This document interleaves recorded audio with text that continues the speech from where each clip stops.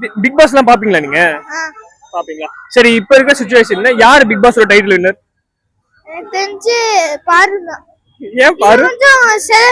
இப்ப அவங்க இப்ப பேரண்ட்ஸ் வராங்களே, நல்லா ட்ரீட் தான் பண்றாங்க, நல்லா ட்ரீட் பண்றான், செம்மையா தான் ட்ரீட் பண்றான். சோ நினைக்கிறேன் பாரு.